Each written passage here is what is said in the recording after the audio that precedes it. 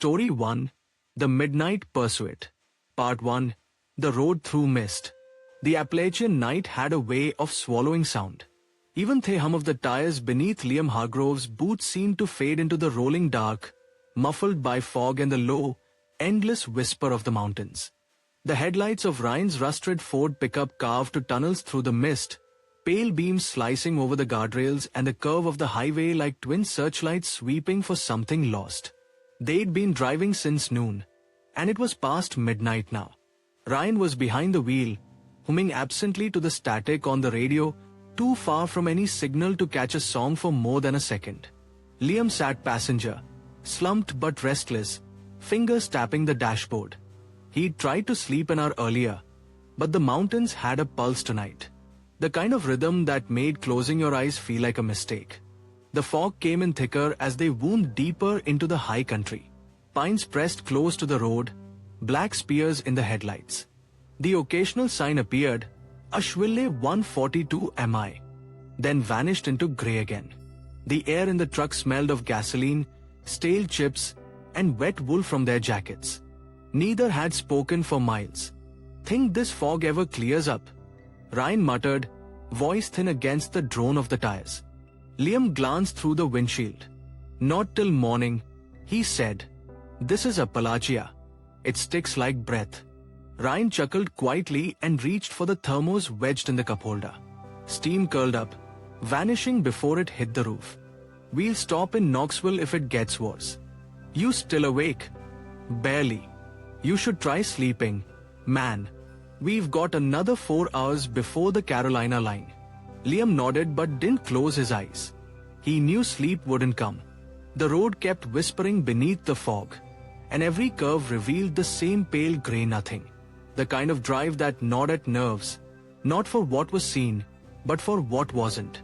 A green sign loomed out of the mist. "Exit 47, gas 4 miles."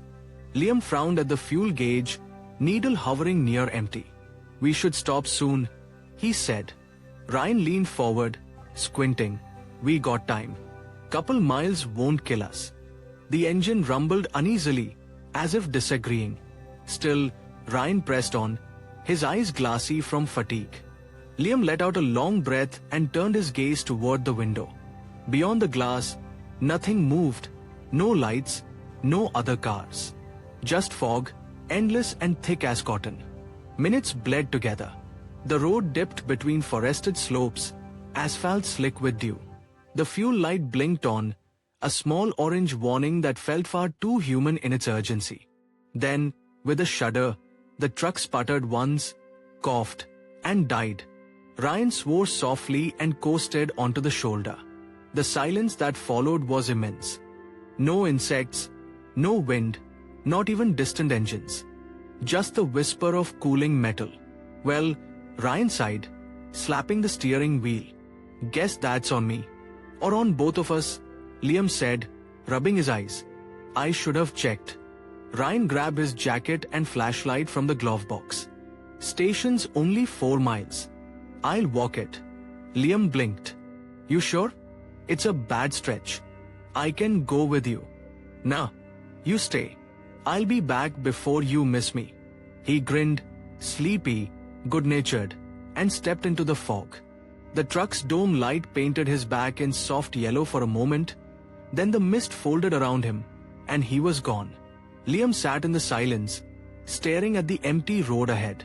The world beyond the windshield looked swallowed whole. He switched off the engine entirely and leaned back, letting the darkness settle. A part of him wished he'd insisted on going with Ryan, but exhaustion dulled the thought. He opened the glove compartment, found the half-empty thermos, and took a sip. Lukewarm, metallic, the kind of taste that clung to your tongue. After 10 minutes, he heard it, the distant crunch of gravel. Headlights approached from behind, faint at first, then growing stronger. Liam leaned forward, relief flickering through his chest. Maybe someone would offer help. But when the vehicle passed, it slowed. A black SUV. The kind of bulky, heavy thing that looked built for weather and trouble alike. It crept by at 15 miles per hour, engine low and throaty. Tinted windows reflected only the truck's dim hazard lights. Liam raised a hand, uncertain whether to wave or hide it. The SUV kept going, swallowed by fog. Then, after a long silence, it reappeared, U-turning. Its headlights swept across Liam's face, harsh and white. He flinched, hand shielding his eyes. The SUV rolled past again, slower this time. Liam could feel the weight of someone watching from inside. The vehicle crawled another 30 feet, stopped, and idled. Its brake lights glowed red through the mist, pulsing faintly like a heartbeat. Every sound in Liam's body became loud. His pulse, his breath, the faint scrape of denim as he shifted. He reached for his phone, dialed Ryan. Straight to voicemail. He tried again. Same result. The SUV began to move backward. Slowly, deliberately. Its headlights bobbed as it reversed down the road, stopping just across from the truck's bed. Liam's hand hovered over the lock button, though the doors were already secured. The vehicle idled another moment, then turned away and disappeared into fog once more. Liam exhaled, a shaky, shallow breath that didn't quite feel real. He stayed still for several minutes, watching the place where the red taillights had vanished, waiting for the hum of the engine to fade completely. When it did, the silence returned, heavy and damp. His phone buzzed suddenly. Unknown number. Liam's stomach dropped. He stared at the glowing screen until it stopped ringing. No message. No callback. Just the sound of rain starting to patter lightly on the hood. That was enough. He grabbed his flashlight and stepped into the cold night. The air was wet and metallic, tasting faintly of pine and diesel. Fog rolled past in slow tides, curling over the guardrail and down the mountain's edge. He called Ryan's name once, twice, his voice muffled almost instantly. Somewhere far ahead, through the mist, came a faint, rhythmic tapping. Not footsteps. Metal against gravel. He froze, scanning the road with his beam, but saw nothing. The tapping stopped. Then, his phone again. Ryan Ellis. Jesus, where are you? Liam whispered, pressing it to his ear. The voice on the other end was thin, breathless. Don't move. What? Get off the road, Ryan hissed. He came back. Static crackled between words. Who? But the line went dead. Liam's flashlight flickered once, twice. The battery icon glowed red before it steadied. He turned toward the trees lining the highway and took a single step forward. The forest was black as ink. Branches swayed with unseen weight. Somewhere deep inside the fog, a low hum rose, an engine. Slow, crawling, drawing closer. He ran. Branches whipped his face as he left the asphalt behind. The sound of gravel under tires followed, headlights sweeping between trunks like pale knives. His boots slipped on wet leaves, lungs burning with cold. The flashlight beam wavered wildly through trunks and ferns, cutting across nothing and everything at once. Then, light. A faint glow in the fog, pulsing weakly. He stumbled toward it and nearly tripped over something in the ditch. A shape, crouched low. Ryan. Ryan's face lifted, streaked with dirt and fear. He pressed a finger to his lips. In his other hand, his phone glowed faintly, screen cracked. He whispered, barely audible over his own breathing. He tried to grab me. What? The driver, big guy, shotgun on the seat, said something about prey. He's hunting. Liam stared at him, words caught in his throat. Then, the distant hum deepened, engine revving, drawing near. Headlights swelled against the fog, two white suns burning through the mist. Ryan's grip tightened on Liam's sleeve. Run, he breathed. Now. Part 2. The woods and the gunshots. The world had shrunk to fog and fear. Every sound seemed close, the crunch of gravel, the low growl of an engine crawling along the road. Yet nothing was visible beyond a few feet of vapor. Liam could barely make out Ryan's silhouette crouched beside him, his breath visible in sharp bursts. Behind them, through the white murk, two piercing headlights swept lazily across the tree line, tracing their hiding spot like an animal testing the air. "Run," Ryan whispered again, voice trembling. They broke from the ditch together, stumbling up the incline into the trees. The earth was slick with dew and rot, leaves clinging to their jeans. Liam's flashlight beam jerked wildly as he sprinted, first catching Ryan's jacket, then the ghostly white of fog drifting between trunks. The forest closed in fast, dense and damp, swallowing light and breath alike. Behind them came the sound of tires grinding gravel, then the slam of a car door. The driver was out. "Keep going," Liam gasped. "Don't stop," a voice bellowed from behind. Deep, guttural, distorted by distance. "Boys, you think you can hide out there?" Liam's stomach turned to ice. The man's tone wasn't angry. It was amused. Drawn out, lazy, almost playful. The kind of voice that knew he was the predator in this story. Ryan veered off the main slope, ducking behind a fallen log. "He's got a gun," he hissed, barely audible. "I saw it in the truck. Shotgun on the seat." The air was heavy with the smell of rain-soaked soil and diesel fumes wafting from the road. Liam crouched beside him, forcing his breathing silent. His heart thudded so hard he feared the man could follow it by sound alone.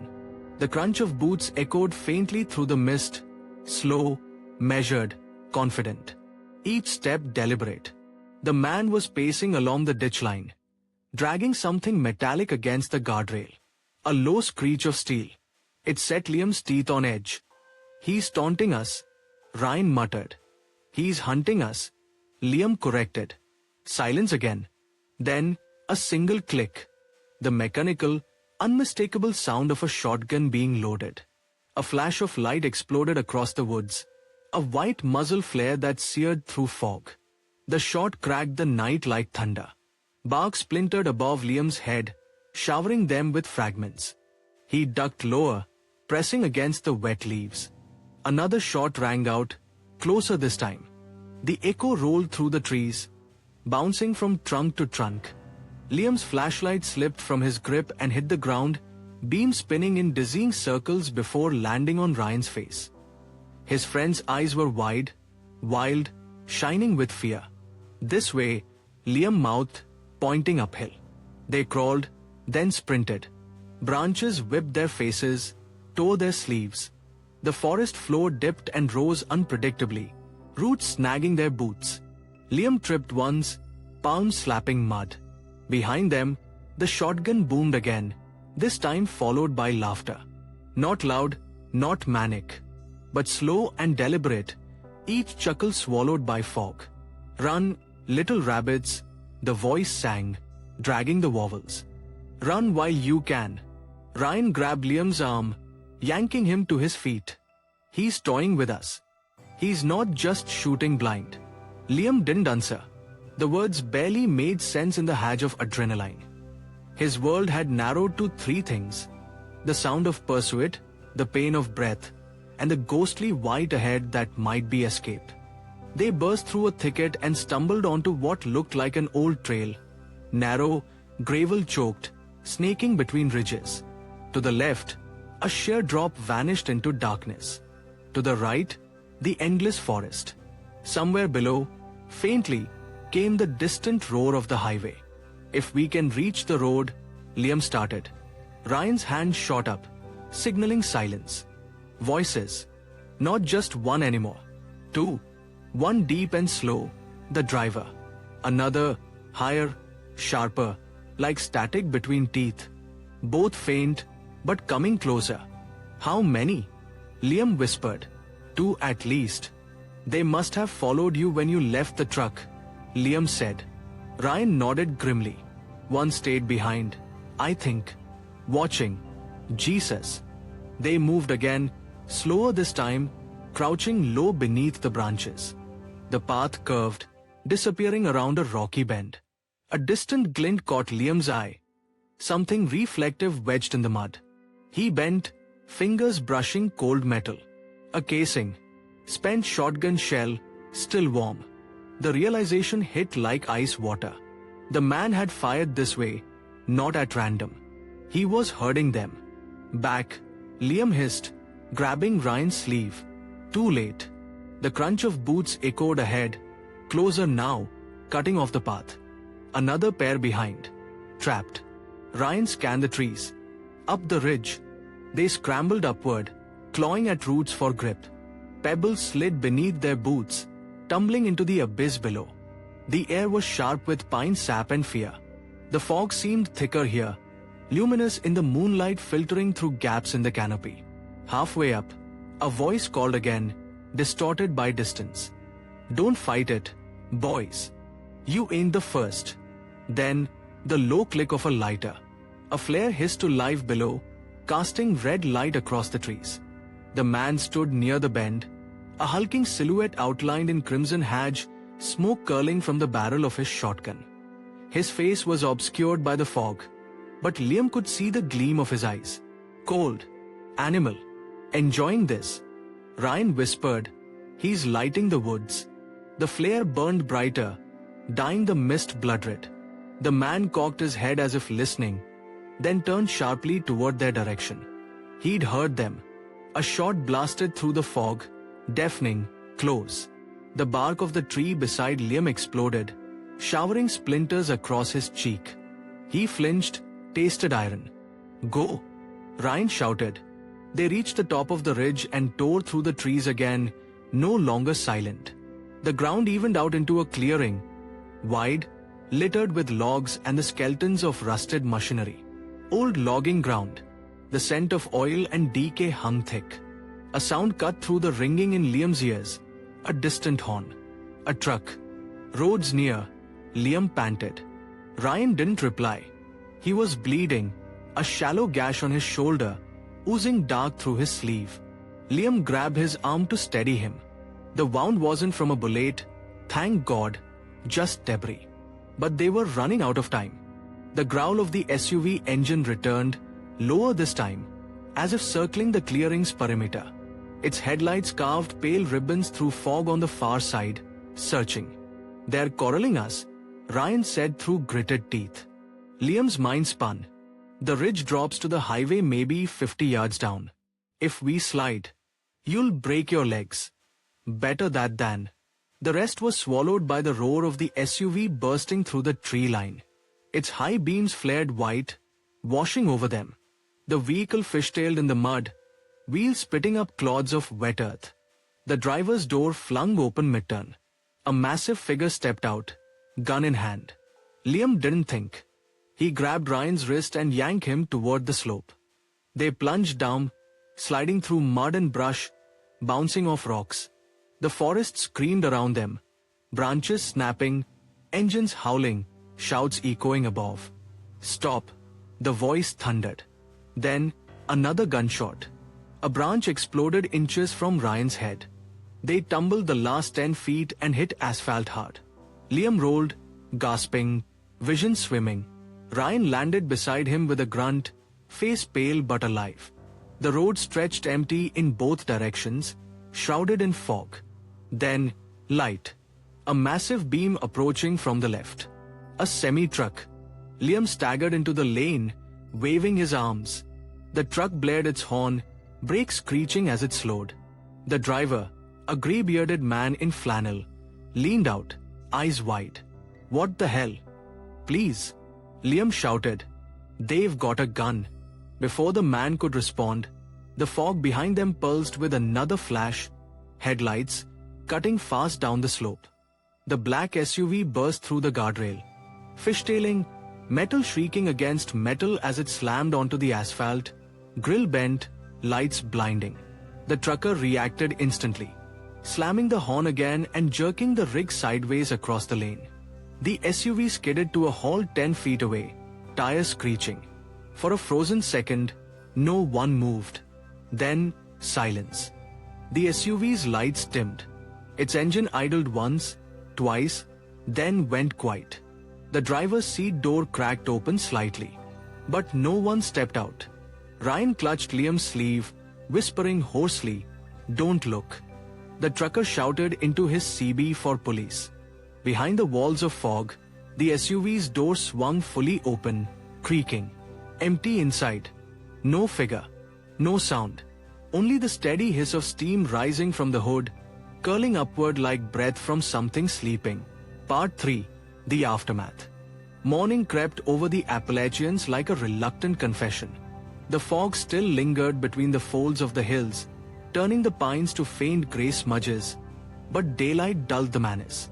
The police came in twos, flashlights and clipped voices, their boots crunching through gravel, marking the ground where the black SUV had been. By the time Liam could think straight, it was gone. The trucker swore the vehicle had rolled backward, vanishing into the mist like a ghost. No tire marks where it should have been. No shattered glass.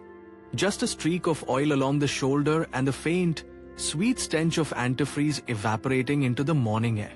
Ryan sat on the tailgate of a state trooper's cruiser, a blanket over his shoulders, his eyes hollow.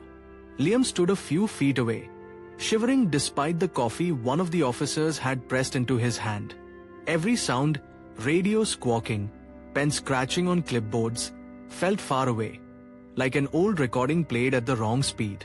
"What you're saying," the older officer repeated, "is that there were two of them. One with a shotgun, maybe another in the woods." "Yes," Liam said. His voice sounded hoarse, unsteady. "They followed us, circled us, fired at us. My friend," he glanced toward Ryan, "they were hunting us." The officer scribbled something in his notebook. "You sure it wasn't a hunter? Maybe? Poacher out too late."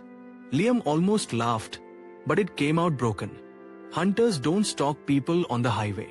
They don't use flares. They don't laugh while they shoot." The younger trooper, a blonde kid barely older than Liam, shifted uncomfortably. "We'll have someone sweep the area. Maybe they dumped the SUV down the slope.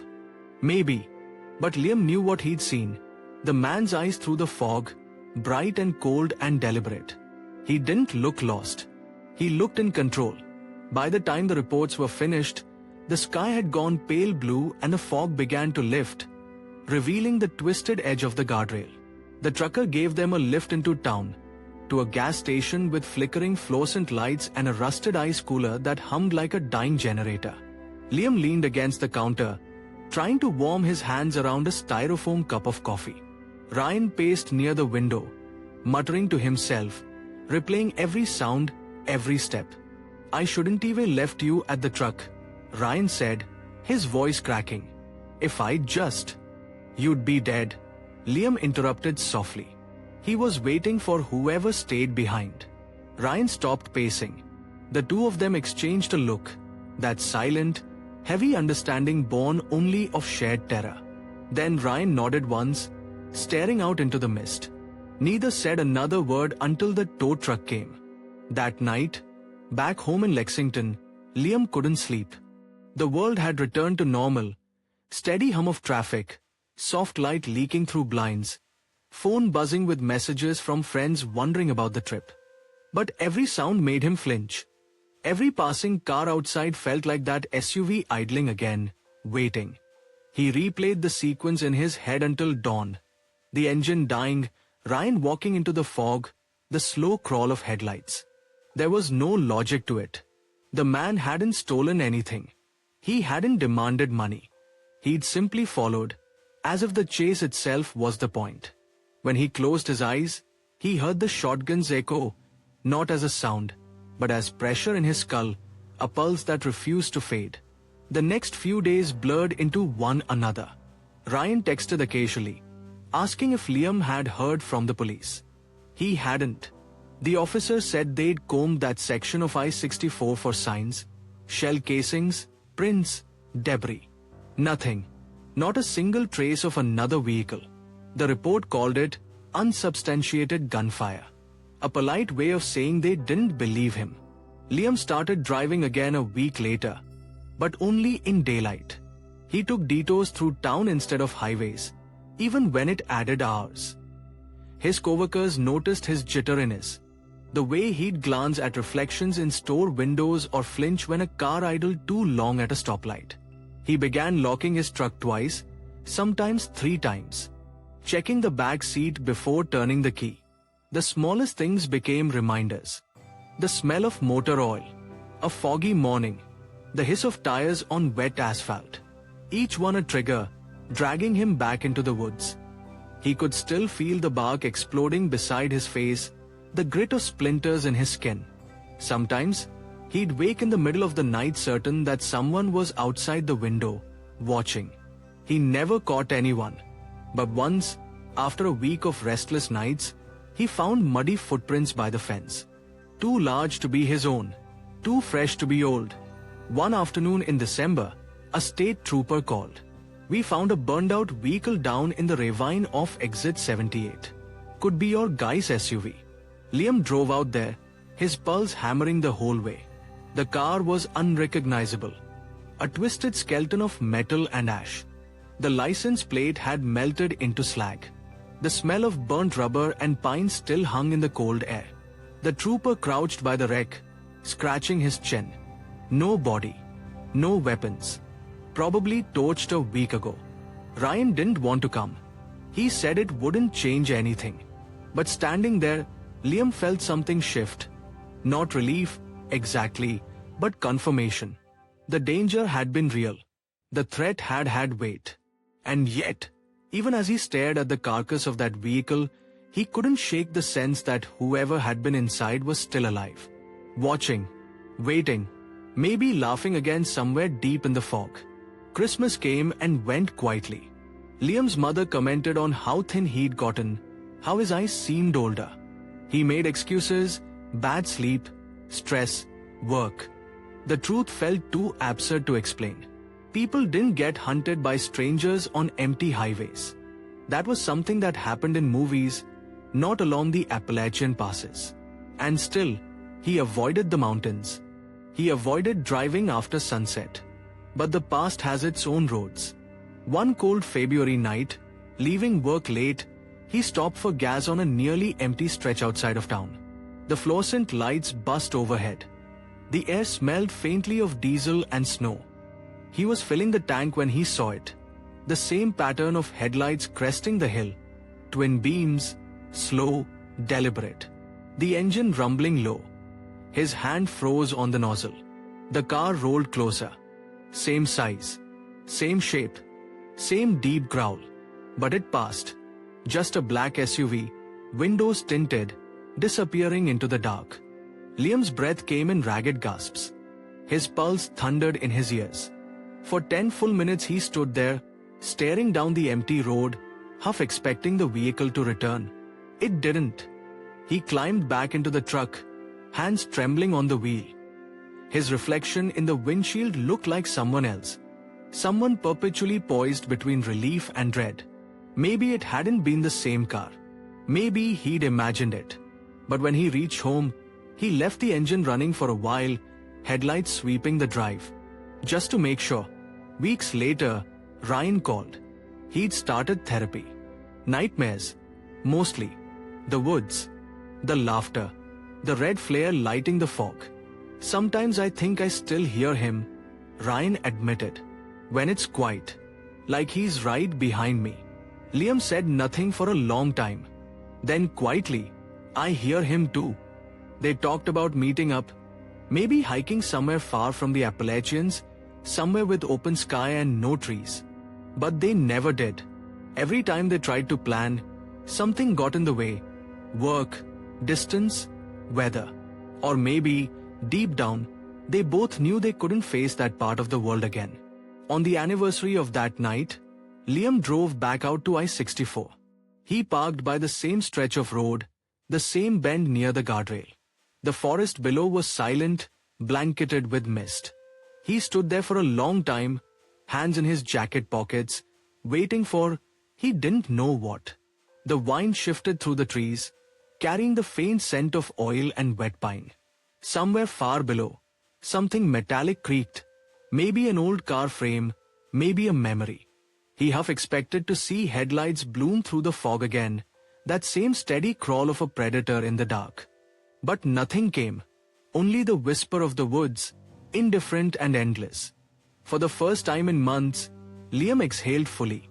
Not peace, not closure, but a fragile truce with the fear that had followed him this far.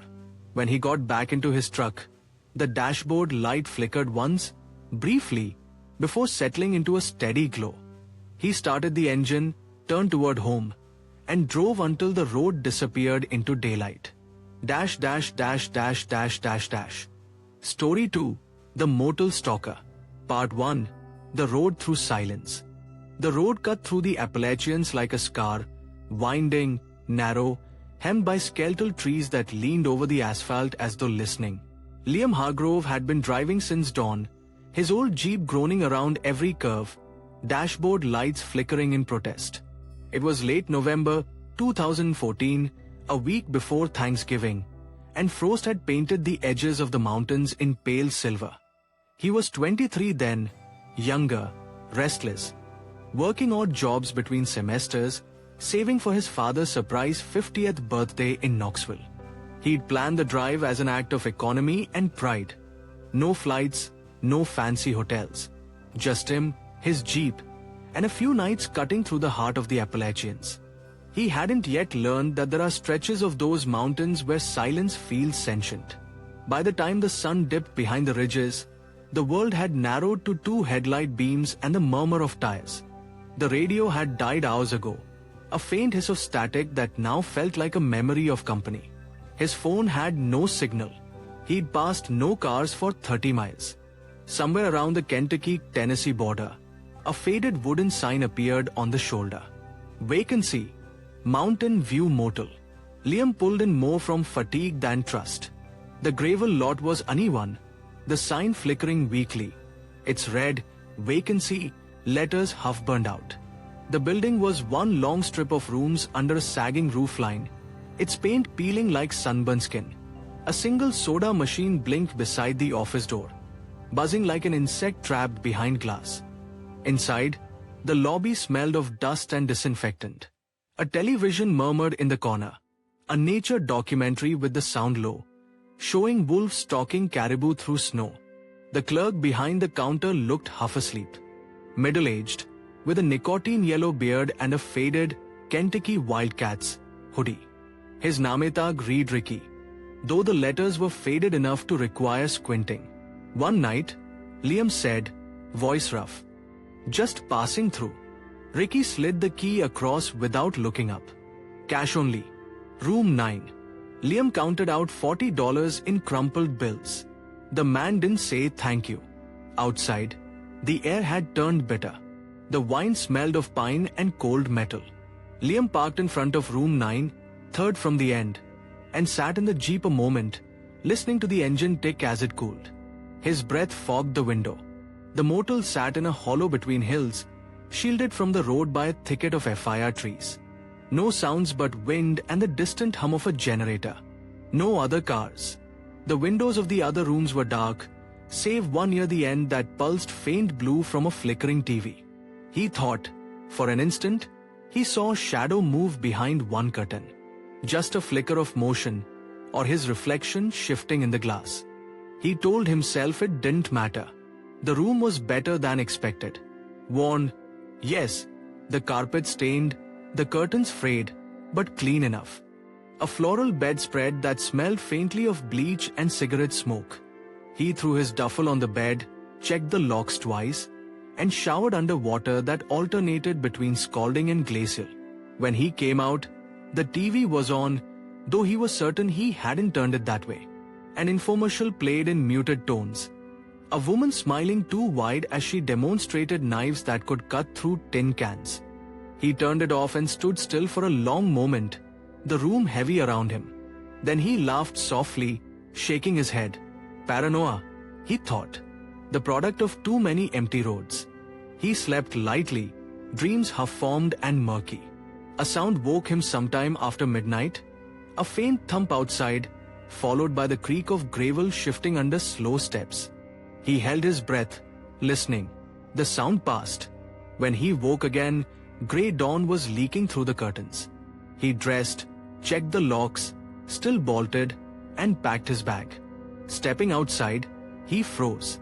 Across the parking lot, near room 12, stood a man. Tall, gaunt, wrapped in a stained green jacket. His face was pale, hollow-cheeked, marked by an old scar running from temple to jaw. He was staring at Liam, openly, intently, like someone reading a familiar page. "Morning," Liam said, forcing casualness. The man didn't answer. His eyes tracked Liam's every movement. As Liam loaded the duffel, checked the tires, adjusted the mirror. Not a blink. Not a word. Just that steady, animal watchfulness. Liam felt his pulse quicken. He got into the jeep and started the engine. Only then did the man move, taking one slow step forward.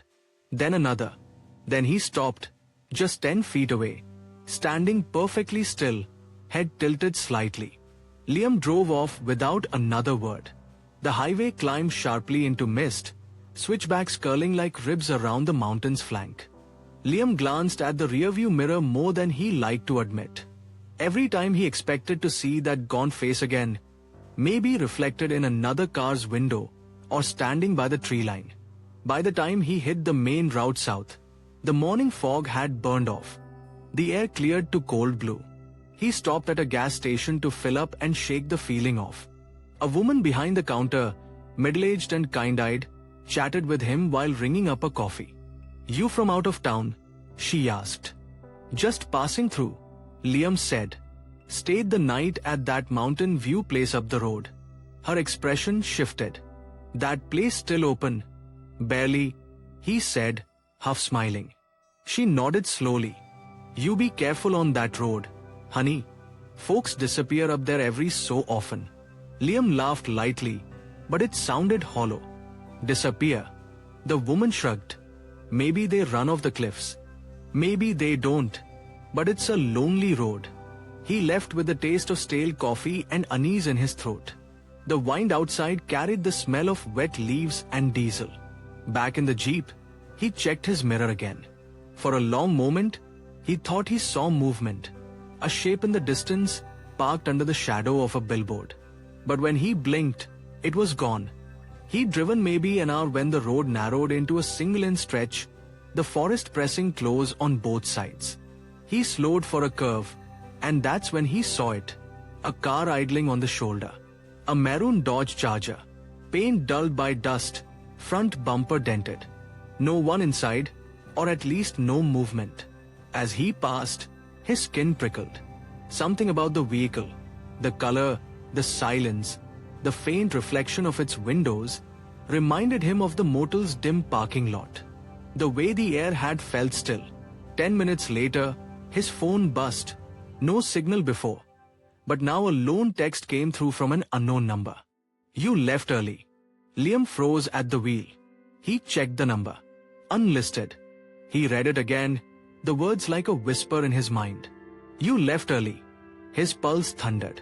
He pulled onto the shoulder, scanning the trees, the road behind. Nothing. The jeep's engine idled softly. The air was too quiet.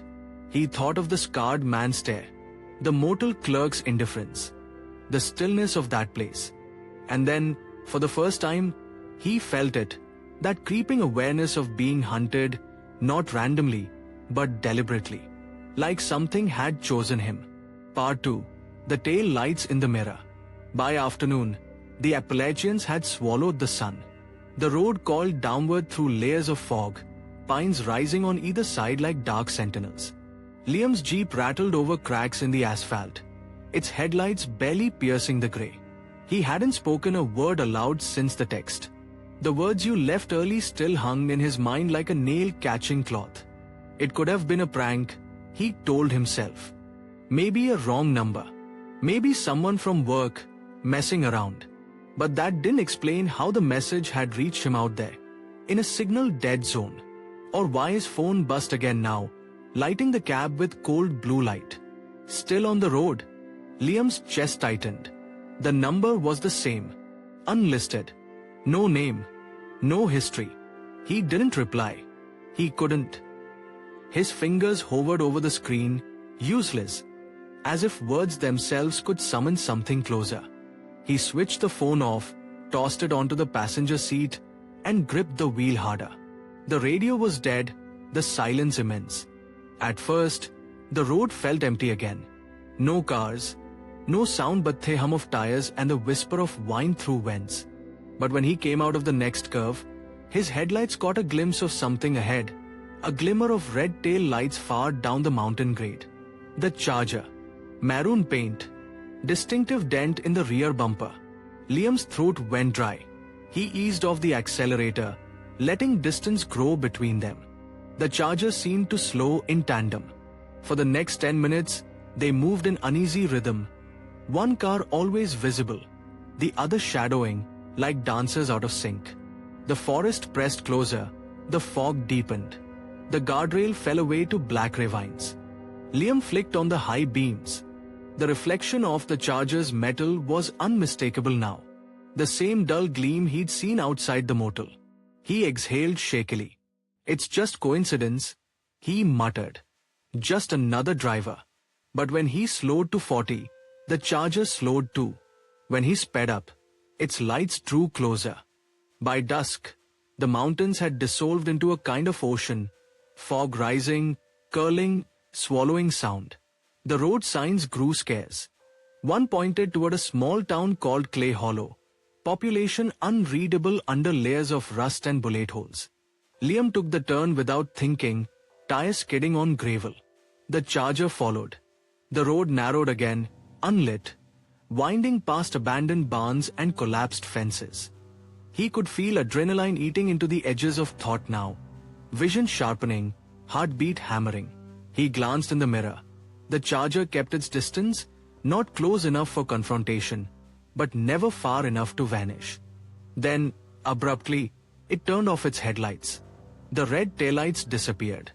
The world went black behind him. For a full minute, Liam drove blind to the rear view. No light, no sound, no sign of pursuit. Just the steady rhythm of his own breathing and the ticking of the Jeep's engine. He was almost starting to believe it was over when, rounding a bend, the darkness behind him exploded, headlights flaring to life, flooding the mirrors white. The Charger was right on him. Liam slammed the accelerator. Gravel sprayed. The Jeep fishtailed before catching traction, careening down the road. The other car matched him turn for turn. Its engine roared, a guttural, mechanical snarl that made the glass vibrate. He jerked the wheel onto a side path, half hidden by weeds, skidding into what looked like an overgrown service road. Branches scraped the paint like claws. The Charger followed, slower now, deliberate. The narrow track led to an open stretch, a wide clearing surrounded by trees, a collapsed billboard leaning to one side. Liam slammed the brakes, spun the Jeep around to face the road again, and killed the headlights. Silence. His own heartbeat filled the cab. Sweat trickled down his temple, cold despite the chill. For 30 seconds, there was nothing. Then, the faint crunch of gravel at the clearing's edge. The Charger rolled in slow, headlights off, its outline barely visible in the moonlight. Liam held his breath. His fingers brushed the door handle, ready to bolt. Then, the passenger door of the Charger opened. A figure stepped out, tall, lean, moving with a strange, unhurried grace. He wore a thick coat, hood up, hands buried in his pockets. Even from a distance, Liam saw something glint, metal catching moonlight near the man's side. He was walking straight toward the Jeep. Liam started the engine. The roar shattered the quiet. The man froze for a fraction of a second, then lunged back toward the Charger. Liam didn't wait. He slammed the gas and tore out of the clearing, gravel spraying like shrapnel. The Jeep bounced over potholes, headlights cutting tunnels through fog. Behind him, the Charger gave chase. The pursuit stretched into nightmare rhythm, headlights flaring, fading, reappearing through mist. Sometimes far, sometimes frighteningly near. The road wound through forest and ridge, a living labyrinth of asphalt and shadow. Once, on a long straightaway, Liam saw the man's face reflected in the rear view, pale, hollow-eyed, and grinning faintly through the windshield. The same man from the motel. The scar along his jaw caught the light as he mouthed something Liam couldn't hear. A shape moved in the passenger seat beside him. A second figure, hooded, motionless. The driver, the accomplice. Liam felt his stomach twist into ice. He took a blind turn too fast. The Jeep's tires lost traction, fishtailed across the wet asphalt, clipped a road marker, and slammed back into line. His heart hammered against his ribs. They were still behind him. Always behind him. The fog thickened until visibility shrank to 20 feet. Liam flipped his headlights to low, praying the road didn't vanish. He caught glimpses of the guardrail through mist, flashes of silver marking the abyss below. A sign loomed up suddenly on the right. Hollow Ridge Gas and Eats 2 miles. A sliver of salvation. He floored it. The gas station appeared like a mirage, neon flickering over to pumps, an old diner sign barely lit. The parking lot was empty except for a rusted pickup and a newspaper box tilted on its side. Liam skidded in, headlights sweeping across the cracked concrete, and jumped out before the Jeep even stopped rolling. He bolted toward the door. Locked. He slammed a fist against the glass. Hello? Anyone? No answer. The building was dark, save for the faint hum of a soda machine inside. The sound of tires behind him made him turn. The Charger idled at the lot's edge, lights off, engine growling low. Liam's breath came fast, ragged. He fumbled for his phone, forgetting he'd turned it off earlier.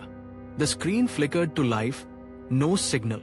The Charger rolled forward, slow, predatory. Its high beams snapped on, blinding. Liam ran. He dove behind the gas pumps, crouching low as the car's lights swept over the lot. The sound of doors opening, 2 of them, boots on asphalt. The crunch of glass. A voice floated through the fog, calm and almost conversational. Thought you could run all night, boy.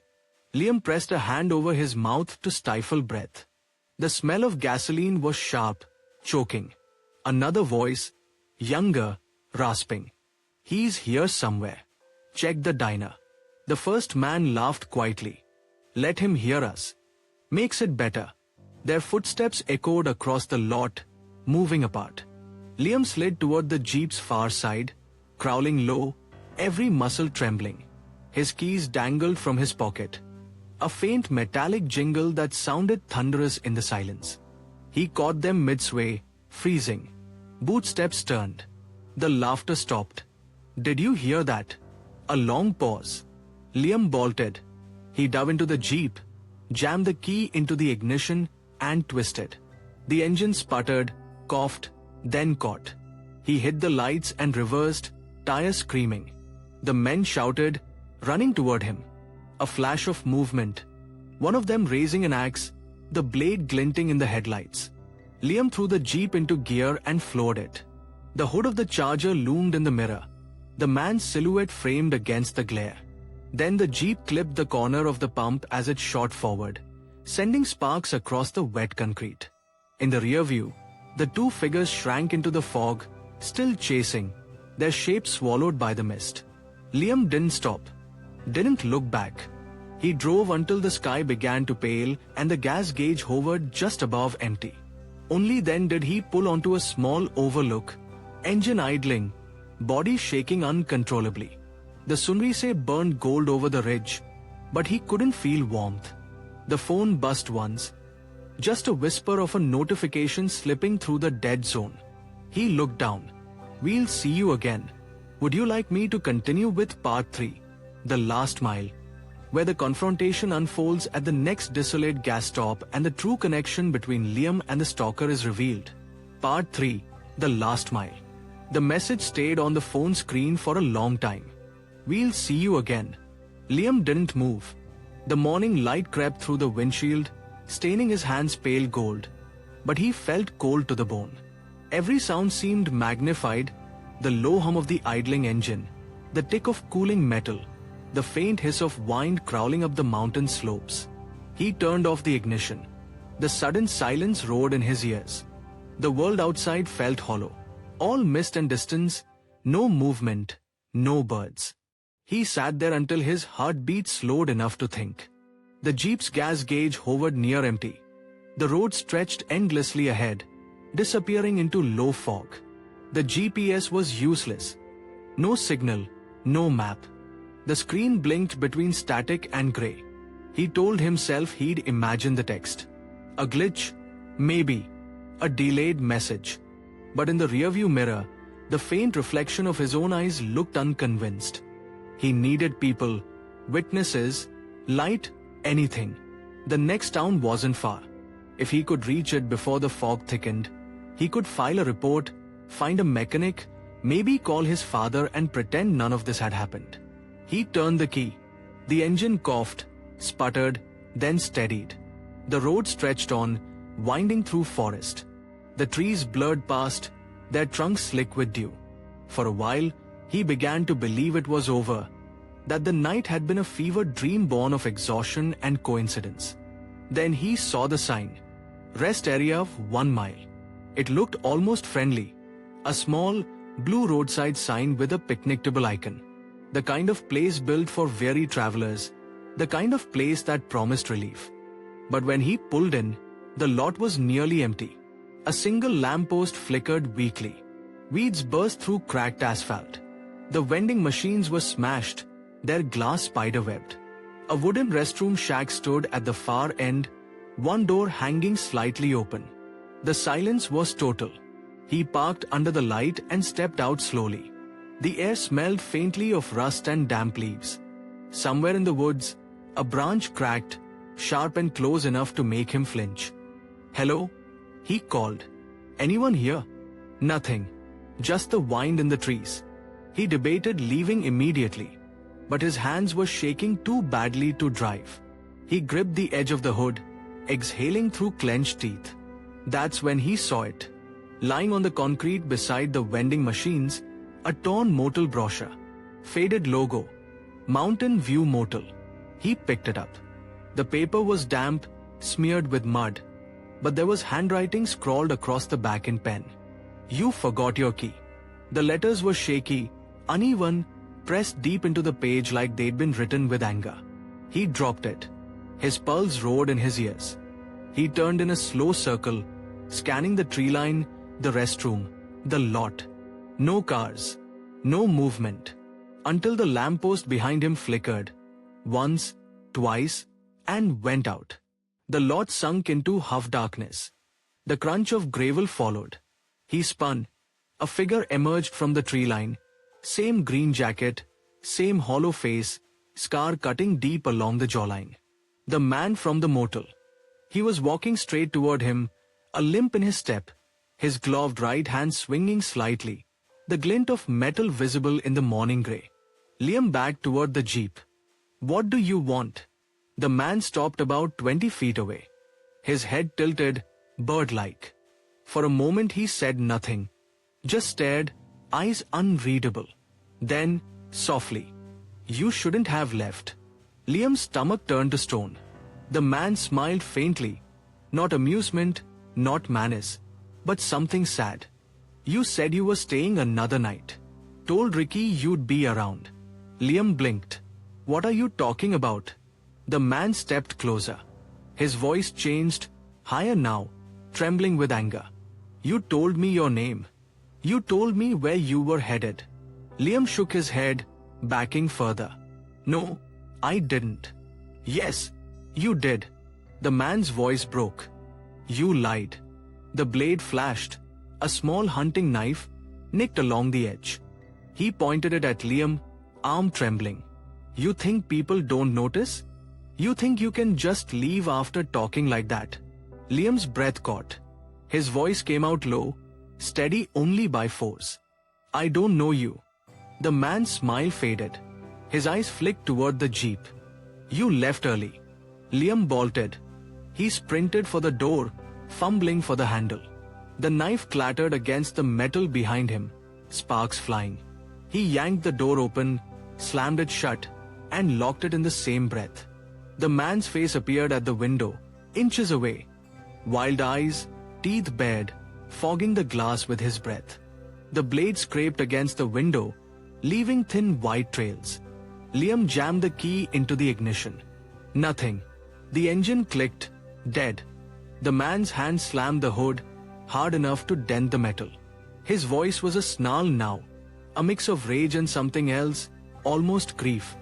"You left me there. You said you'd stay. The realization hit like a blow. He wasn't just a predator. He thought he knew me. The man smashed the blade against the glass again, cracks spidering outward. Liam ducked, slammed the horn, a desperate wail that shattered the stillness. The man froze, wincing. For half a second, their eyes met through the fractured glass. The man's expression shifted, confusion, regret, then fury. He swung again. The window gave way, shards exploding inward. Liam lunged across the seat, grabbed the emergency flashlight from the glove box, and swung it with every ounce of strength he had. It connected with a dull crack. The man stumbled backward, clutching his temple. The knife dropped to the pavement. Liam didn't wait. He shoved the gear into neutral, let the Jeep roll backward down the slope of the rest area's driveway, gravity doing what the engine couldn't. The wheels hit asphalt. The Jeep coasted onto the highway, picking up speed. He didn't look back. Not once. The police found the rest area 2 hours later. By then, the man was gone, leaving behind the broken glass, a dropped knife, and a crumpled brochure. They told Liam it was probably a transient, someone off his meds, maybe. A misunderstanding turned violent. They promised to check nearby hospitals, nearby towns. But when he asked if they'd gone to the Mountain View Motel, the officer frowned. That place burned down years ago, he said. No one's operated it since 2018. Liam froze. That can't be right. I stayed there last night. The officer gave a polite, uneasy smile. You sure, son? You might have been somewhere else. There's a lot of old motels up there. They all look the same. Liam said nothing. He just stared through the windshield at the fog curling across the highway.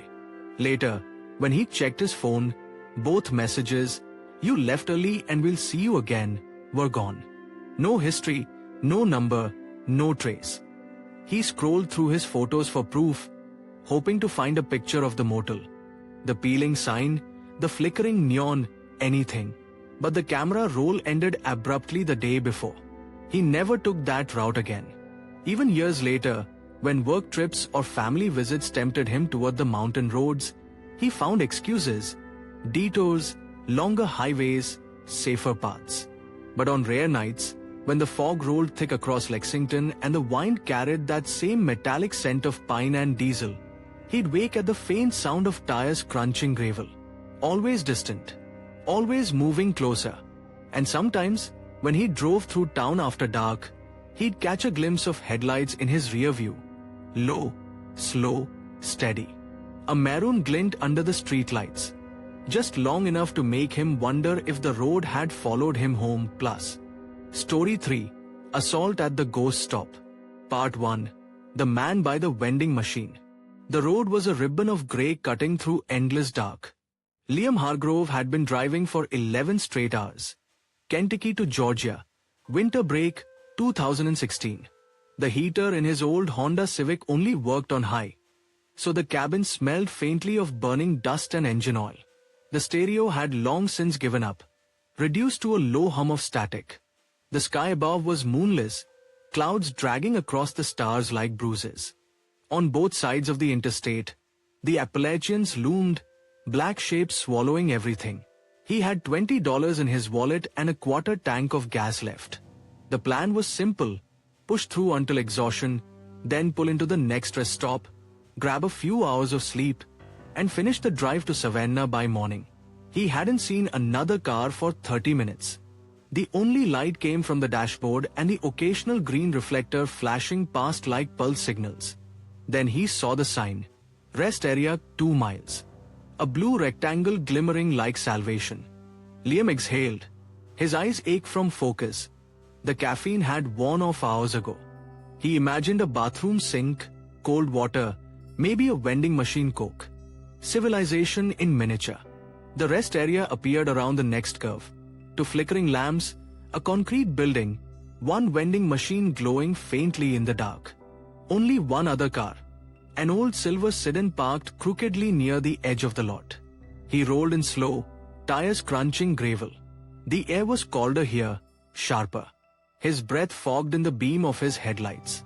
He parked near the vending machine and cut the engine. The silence that followed was immense. No insects, no wind, just the faint buzz of the fluorescent light above the restrooms. He stepped out, stretching, joints cracking. The vending machine hummed quietly, half its buttons dead, a few candy bars hanging loose in the coils. He dug for change, fed coins into the slot, pressed C5. The bottle of Coke dropped with a hollow clunk. He bent to grab it. When he straightened, a man was standing at the edge of the light. Mid-40s, wiry, wearing a faded denim jacket. His hair was stringy, his skin sallow. He stood just outside the circle of fluorescent glow, eyes dark, unfocused. Even in, Liam said automatically. The man didn't reply. He just tilted his head slightly, as if listening to something behind Liam. Then his eyes drifted toward the vending machine. "Change machine work?" he asked. His voice was dry, like sandpaper. Liam blinked, thrown by the sudden normality of the question. "I think so. Haven't tried it." The man stepped closer, shoes scraping the pavement. "Need quarters," he said. "Tried the Coke one, but it's empty." He gestured vaguely at the glowing machine, though Liam could see clearly that it wasn't empty. Something about the man's tone, flat, almost rehearsed, made Liam's chest tighten. "Sorry," Liam said. "Don't have much on me." The man's eyes lingered a beat too long. "You sure?" "Yeah." A thin smile cracked his face. "All right. Safe travels." He turned and walked away, back toward the silver sedan. His steps were uneven, half limp, half shuffle.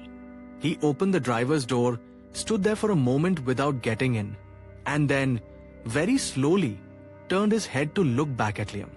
Just a glance. But it was enough to make Liam's hand drift unconsciously toward his pocket knife. The man slid into the car. The headlights never came on. The engine idled low, a steady rumble under the night.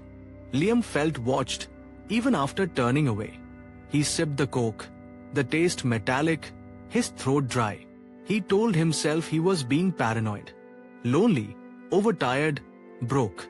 The guy probably lived out of that car, maybe just wanted a soda and conversation. But when he climbed back into the Civic, the sedan's headlights flared on, twin beams cutting through fog. Liam's hand froze on the ignition. The sedan rolled forward slowly, tires whispering over asphalt. It passed him once, slow enough that he could see the man's face through the glass, still smiling faintly, like he knew something. Then the car stopped 20 yards ahead and idled. Liam waited. The man didn't move. Minutes passed. He could turn off the lights, recline the seat, pretend to sleep. But his instincts were screaming now. Something primal beneath thought. He put the Civic in gear and eased out of the space. The sedan's headlights brightened, like eyes widening. As Liam pulled onto the exit ramp, the sedan followed. For the next 10 miles, it stayed behind him, always at the same distance. Never close enough to tailgate, never far enough to vanish. Every time Liam changed lanes, it mirrored him. His pulse pounded in his throat. He tried slowing down. It slowed too. He sped up. So did it. He reached for his phone. No signal. The road curved along a ridge. A sign flashed by. Next exit, 12 miles. He couldn't outrun it forever, but he could try to outthink it. At the next long straightaway, he slowed gradually, letting the car behind inch closer. Then, at the last moment, he killed his headlights and swerved onto a narrow service road. Gravel sprayed, the world plunging into blackness. He coasted, lights off, heart hammering. In the rear view, the sedan's headlights roared past on the highway, receding into distance. Liam sat in the dark, gripping the wheel so tight his hands ached. He waited until the silence settled again, deep, consuming, before exhaling. "Jesus," he whispered. He let the car idle, the heater blowing lukewarm air. The forest beyond the windshield was nothing but shadow. Branches clawed at the glass when the wind rose. He should have kept driving, but exhaustion anchored him. He told himself it was over.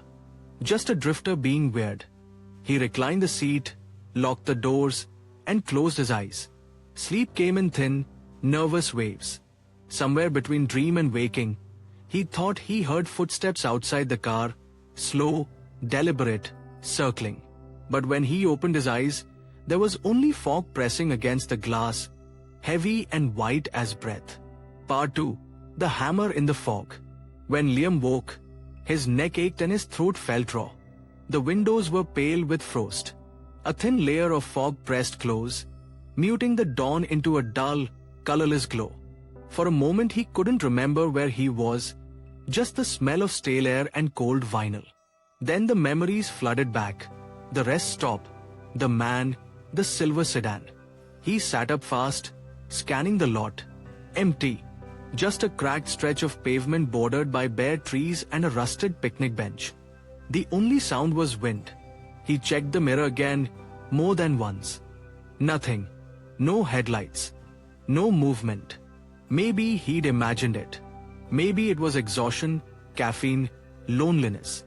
He started the car and drove, pushing south. The fog thickened with every mile. The radio was still dead, a faint whisper of static beneath the engine's drone. By noon, the road narrowed to a single-lane strip bordered by woods. He saw no towns, no gas stations, only the occasional boarded-up diner or half-collapsed barn. His gas gauge blinked low. When he finally saw another sign, rest area of 1 mile, he exhaled like he'd been holding his breath for hours. He pulled in under a grey sky. This rest stop looked worse than the first. An old one, clearly abandoned, the bathroom doors chained shut, graffiti scrawled across the brick. Weeds had swallowed the curbs. The asphalt had cracked into a mosaic of dirt and gravel. The only sound was the wind moaning through the empty vending alcove. He parked beneath a broken light post. The air smelled of wet leaves and rust. He killed the engine and sat a moment, staring at the steering wheel. He should keep going. He knew that. But his head throbbed, his hands shook, and the exhaustion felt like a sickness in his bones. Just an hour, he muttered. Then I'll move on. He locked the doors, reclined the seat, and let his eyes close. It wasn't a sound that woke him. It was a feeling, a pressure, as if the air inside the car had thickened. The fog outside had turned opaque, swallowing everything beyond the windshield. Then, a knock, soft at first. 2 dull taps against the rear window. Liam froze. His pulse roared in his ears. The knock came again, louder. Then a scrape, metal dragging lightly against glass. He sat up, slowly, his breath fogging the air. He peered through the rearview mirror. Nothing, just the milky blur of fog. Then, faintly, the shape of a hand appeared, pressed against the back window, pale fingers played.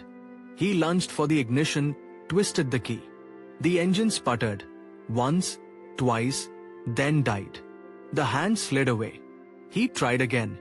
The car coughed, caught for half a second, and died again. A voice came through the fog, distant but unmistakable. Why would you leave, friend? Liam's blood turned to ice. It was the man from the vending machine. The same dry rasp, the same flat tone. He ducked low, fumbling for his pocket knife, clutching it tight. The fog outside pressed against the windows, so thick it looked solid. Another sound, a car door creaking open. Then the heavy crunch of boots on gravel. A shape moved past the passenger side window, tall, thin, carrying something heavy in one hand. The fog thinned just enough for Liam to see what it was. A sledgehammer. The first hit came without warning. The hammer smashed against the back door, denting the metal with a deep, guttural thud. Liam shouted, panic exploding in his chest. The hammer came again, this time striking the rear window. Cracks bloomed across the glass. The man's voice followed, louder now, almost unhinged. You think you can drive away and leave me there? You lied about everything. The hammer came down again, spider-webbing the window. Liam fumbled for the key, twisting. The engine caught, sputtered, then roared to life. He threw the car into gear, slammed the gas. The tire spun on wet gravel before catching, launching him forward. The hammer struck again, a final, shattering blow. Glass exploded, shards raining into the back seat. The man's scream tore through the fog. Covered. Liam didn't look back. He gunned the engine, swerving onto the access road, tires screaming. The fog swallowed everything behind him. The rest stopped. The man, the echo of metal on metal. But as he sped down the road, the sound followed, faint, rhythmic. The hammer hitting something, again and again, far in the distance. Like a ritual. He didn't stop until the fog thinned and the trees gave way to fields. The world opened again, grey sky. Wind rippling through frost-bitten grass. His breathing came ragged, his body trembling. He checked the mirror. No one behind him. No silver sedan. Just emptiness. He pulled over near an old farmhouse, engine idling, hands shaking so violently he could barely hold the phone. No signal. Again. He leaned forward, resting his forehead on the steering wheel. The world felt paper-thin, as if a single wrong move would tear it open and reveal something was underneath. He was safe. For now. But the air in the car still smelled faintly of rust and something sore, like blood baked into metal. He looked back.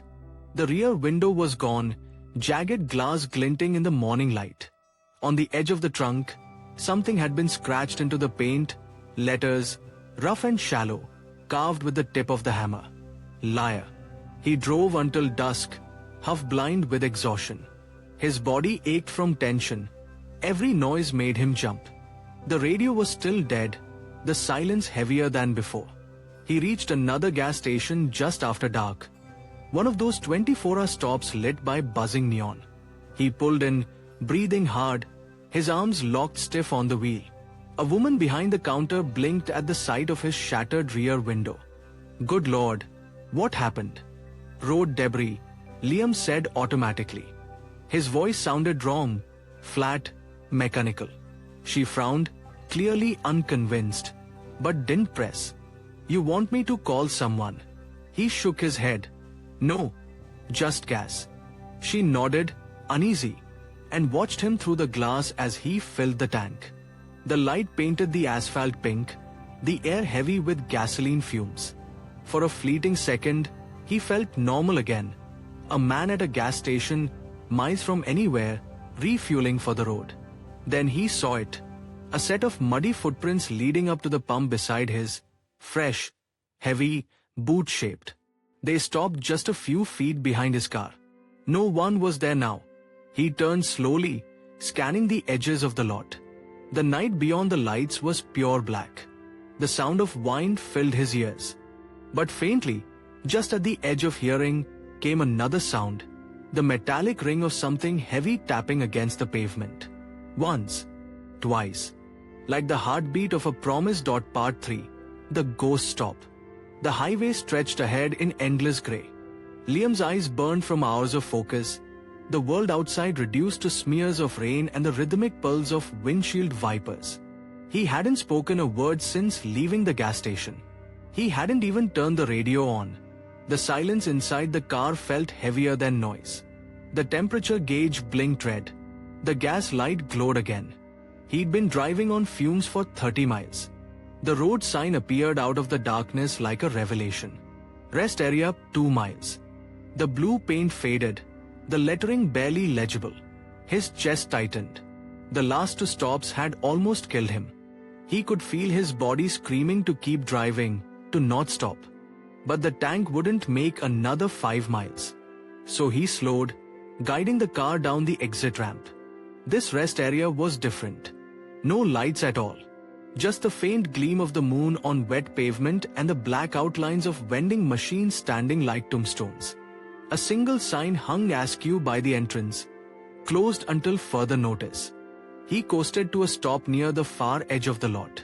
The Civic's headlights carved a small cone of visibility, illuminating weeds, broken glass, and the skeletal remains of a bus stop bench. Beyond that, nothing. The air smelled of rot and gasoline. He cut the engine and listened. Nothing. No insects, no distant trucks. Only his own heartbeat. He leaned back in the seat, exhaling slowly. 10 minutes, he whispered. Just 10 minutes. His voice sounded strange in the small space, like someone else's. He closed his eyes. He dreamed of the man again. The denim jacket. The hammer. The smile that never reached the eyes. In the dream, the man wasn't outside. He was sitting in the passenger seat, facing him. The car idled in silence. The man whispered something, but no sound came out, only the faint scrape of metal on metal. When Liam opened his eyes, the car was dark. The headlights had shut off. His phone screen glowed faintly on the passenger seat. It shouldn't have. He'd turned it off hours ago. He reached for it. The screen flickered once, then steadied on a single message. Wake up. He froze. The air outside had gone still. He turned his head toward the window and saw a shape move past the glass. Not fog this time. Not a trick of light. A man. He sat perfectly still, watching as the figure circled the car. The sound of boots on gravel was soft, measured, deliberate. Then, the scrape of something heavy dragged across the pavement. Liam's heart pounded so hard it hurt.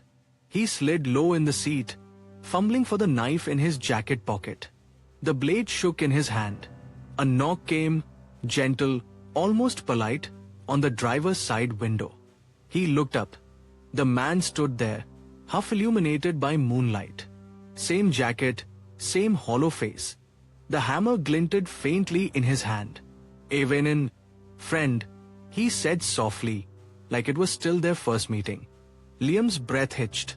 You shouldn't have left, the man continued. His tone was calm now, almost sad. You shouldn't lie. I don't like liars. I didn't lie, Liam said hoarsely. I don't even know you. The man tilted his head. That's not true. He leaned closer, his breath fogging the glass. You do. You just don't remember. Liam's mind scrambled for logic. None came. The man smiled faintly, and for the first time, Liam saw something behind his eyes. Not rage, not madness, but recognition. Your brother, the man whispered. He was like you. Liam froze. What? The man nodded slowly, voice almost reverent. Years ago, same stretch of road, said the same things. Said he didn't know me. He tapped the hammer gently against the door. Clink, clink. But he did. Liam's stomach dropped. I don't have a brother. The man laughed quietly, eyes glittering. That's what he said too. The sound of metal scraping glass filled the air again. A long, slow drag of the hammer's head along the window. Liam's panic turned sharp, physical. He twisted the key. The engine sputtered, coughed, caught. The headlights flared on, blinding the man for an instant. Liam slammed the car into reverse. The man moved faster than he should have, lunging toward the hood, swinging the hammer down. It struck the windshield dead center, spiderwebbing the glass with a deafening crack. Liam floored it. The Civic jolted backward, tires screaming over gravel. The man staggered, caught his balance, raised the hammer again, too slow this time. Liam threw it into drive and shot forward. The car clipped the man's shoulder as it tore past, sending him spinning into the fog. Liam didn't stop. He didn't breathe. The road swallowed him again. The rest stopped, vanishing behind like a dream dissolving at daylight. By dawn, he was 50 miles south, parked outside a diner on the edge of a small town. He stumbled inside, shaking, filthy, glass embedded in his jacket. The waitress stopped mid-pour when she saw him. Honey, she said softly, you all right? He nodded, or tried to.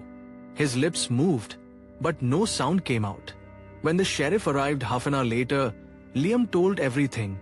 The hammer, the fog, the messages, the man who knew things that shouldn't be possible.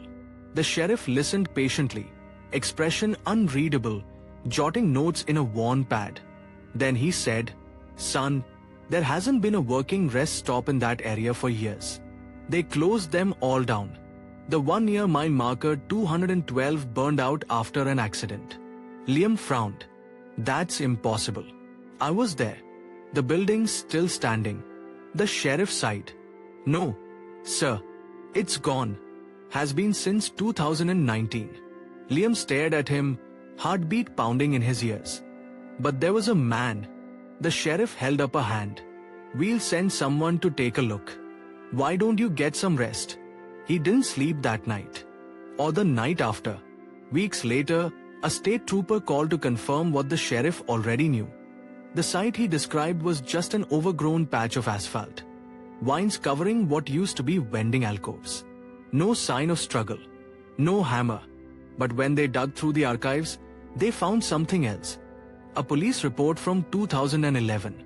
An assault at a rest stop. Victim, Aaron Hargrove. Age 27. Cause, blunt force trauma to the head. Assailant, unidentified male, mid-40s, last seen in a denim jacket. Liam dropped the phone. Aaron Hargrove. His father's younger brother. A man he'd never met. A name that had drifted through family stories like smoke. A man who would died on the road between Lexington and Georgia. For months afterward, Liam avoided driving at night. He took detours, paid for motels he couldn't afford, kept a flashlight and a hunting knife under the seat. But sometimes, in deep fog or rain, he'd see a flicker of something in the rearview mirror, a glint of chrome, the faint shape of a man standing by the road, watching. Not chasing, not smiling, just waiting. And when he passed the place where the rest stop once stood, nothing there now but weeds and mist, the radio would sometimes come alive for a second, just long enough to catch a fragment of static shaped like words. You left early.